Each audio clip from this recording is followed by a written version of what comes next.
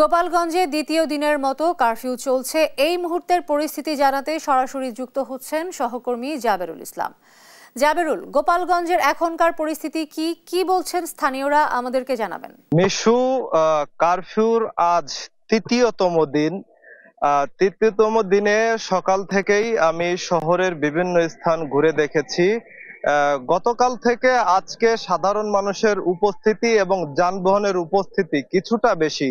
আমি যদি একটু দেখাতে চাই, আমার পিছনেই ইজি বাইক, রিক্সা, ভ্যান, সাধারণ মানুষ চলাচল করছে এখান দিয়ে।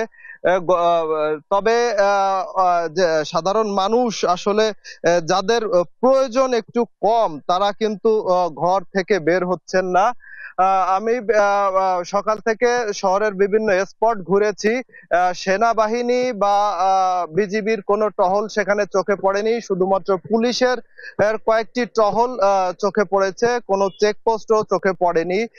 সাধারণ মানুষের মধ্যে আসলে বাস্তবতা যেটা, যে এই কারফিউর মানার প্রবণতাটা গতকাল থেকে আজকে কিছুটা কম মনে হচ্ছে।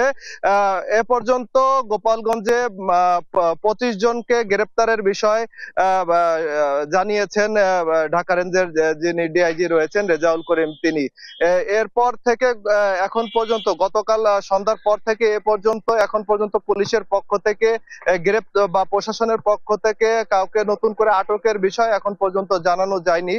আর আজকে দুপুর 2টার 3 ঘন্টা বিরতির পর 2টা থেকে আবার অনির্দিষ্ট কালের জন্য কারফিউর যে বিষয়টি রয়েছে, বিকালে হয়তোবা পরবর্তী সিদ্ধান্ত আসতে পারে যে কারফিউ কত সময় থাকবে বা আবার বাড়ানো হবে কিনা এই বিষয়ে। এই ছিল আমার কাছে গোপালগঞ্জ থেকে সর্বশেষ। মিশু।